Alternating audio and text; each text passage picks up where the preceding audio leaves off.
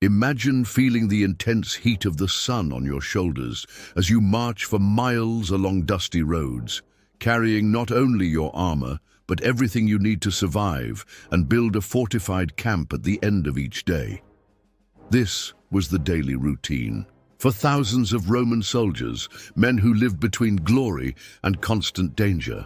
Today, we will dive into this incredible journey, exploring in detail what was inside the famous military backpack of the legionaries, the Sarcina, and how each item could mean the difference between life and death on the battlefield. The accounts we will explore reveal the fierce discipline and ingenuity of the Roman army, illustrated by historical and legendary figures such as Gaius Julius Caesar, whose shrewdness changed the course of the empire, and his loyal ally Marcus Antonius, always ready for battle.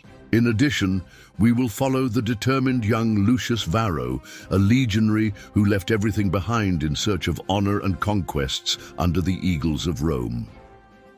But before we dive into this incredible story, make sure you're subscribed to our channel and hit the notification bell so you don't miss any of our videos packed with historical curiosities about ancient Rome.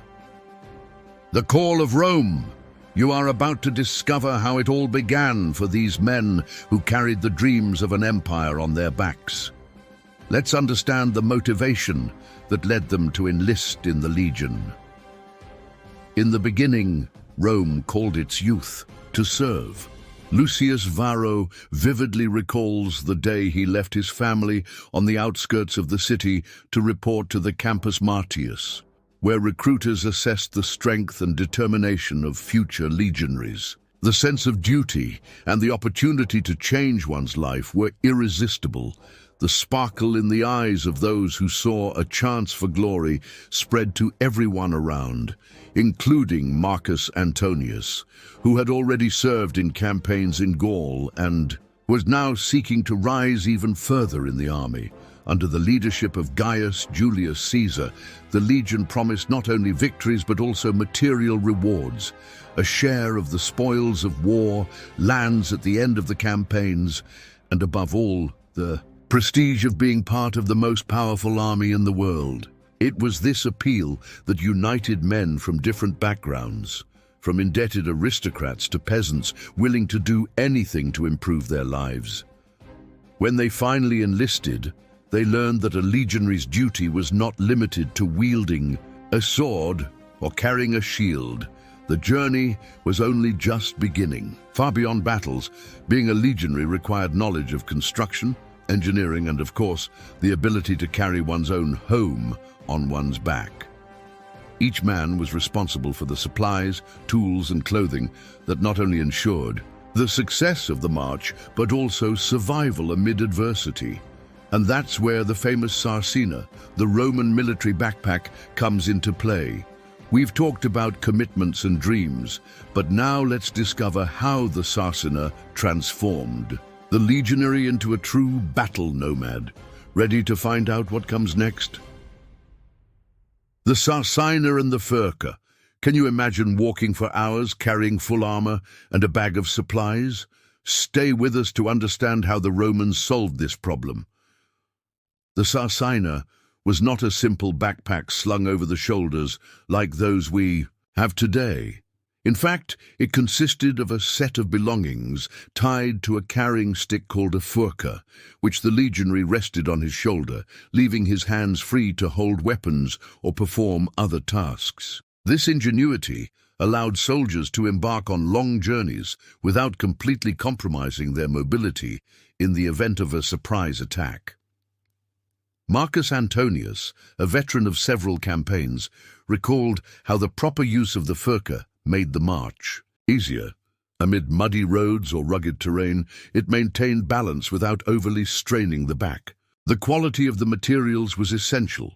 Well-adjusted leather straps and a carefully notched piece of wood made all the difference in the durability of the setup.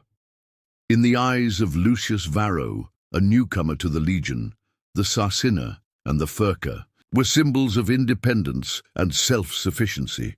What seemed like a heavy burden soon proved fundamental to the discipline that Rome so highly valued.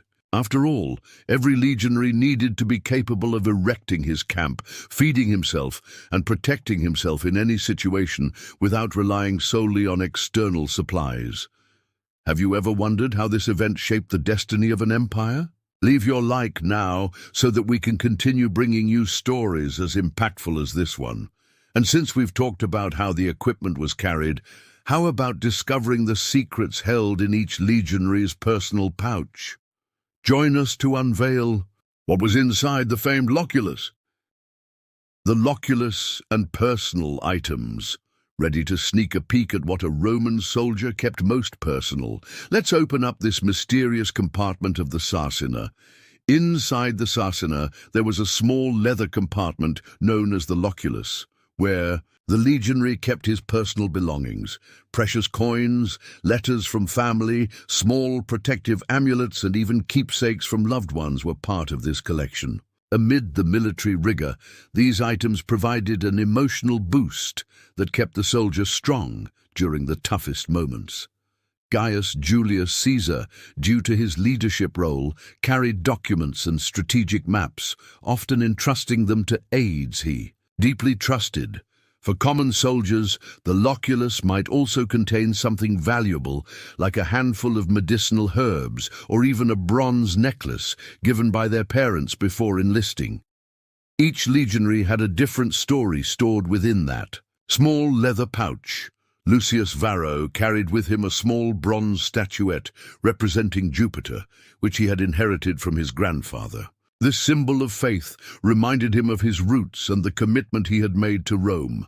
At the end of the day, as he rested among tired comrades, glancing at that amulet renewed his strength to face yet another day on the march. Now that we have unveiled the Loculus, let's explore the garments that protected the legionaries against cold, rain, and all the forces of nature. Don't miss the next chapter of this saga.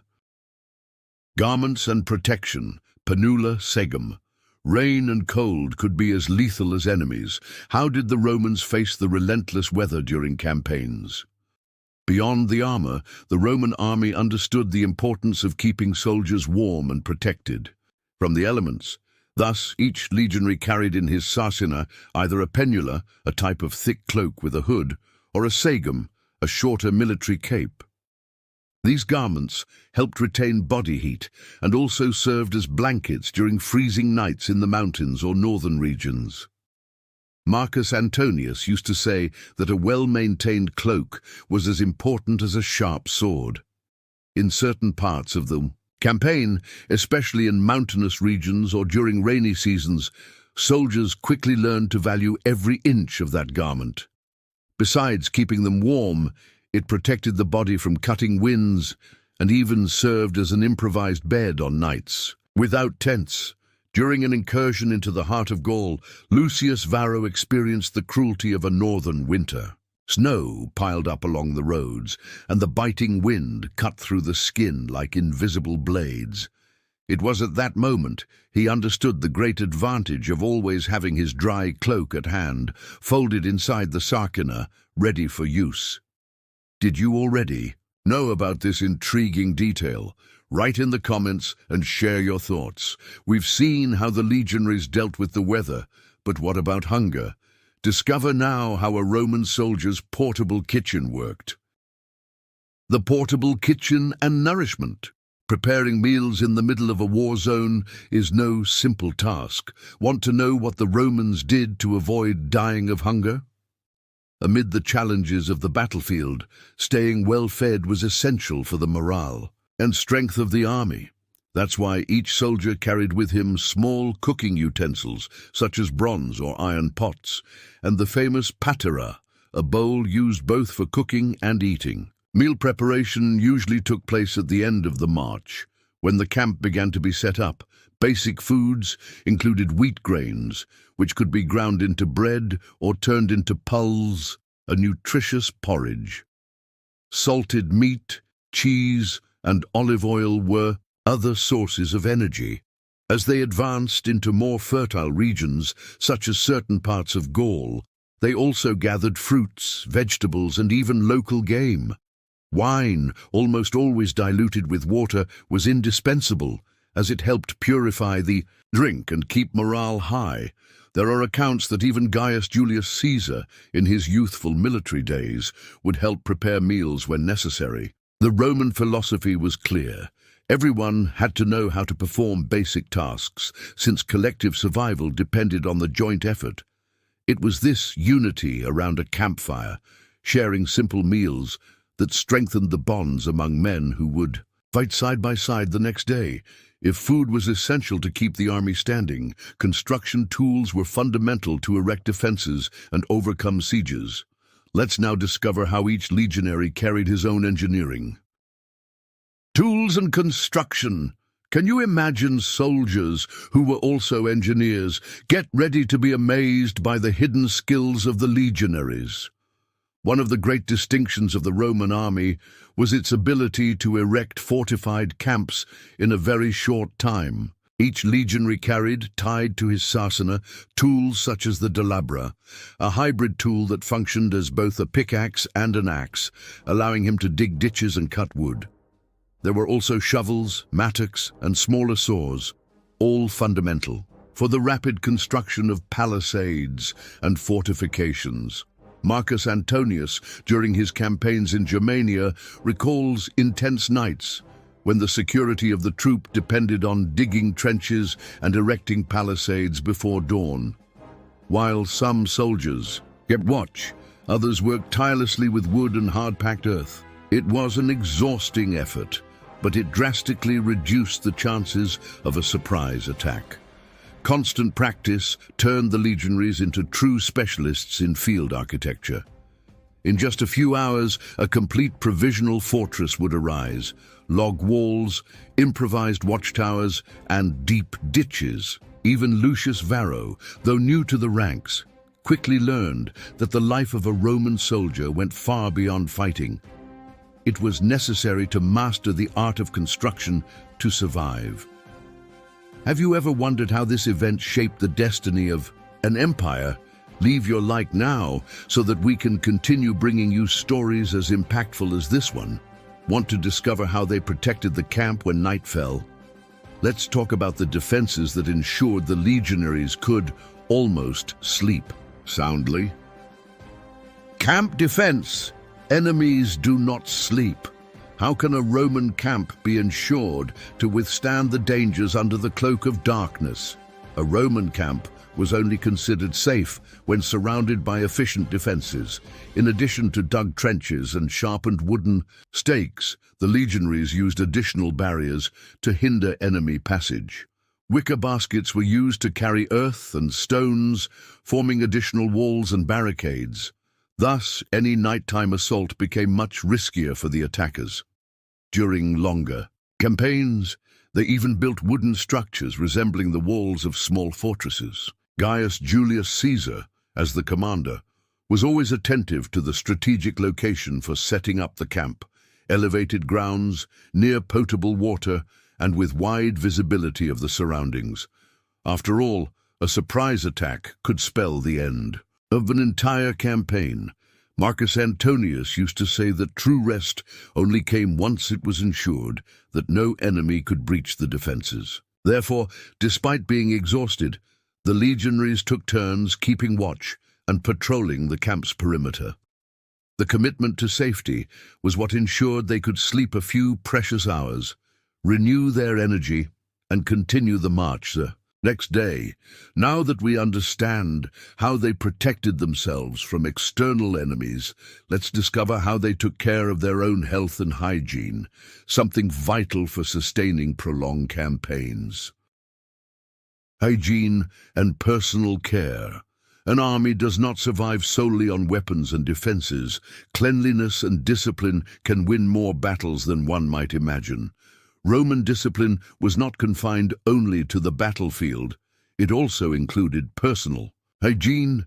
Each legionary carried a comb, a razor, and small cloths or sponges for cleaning the body.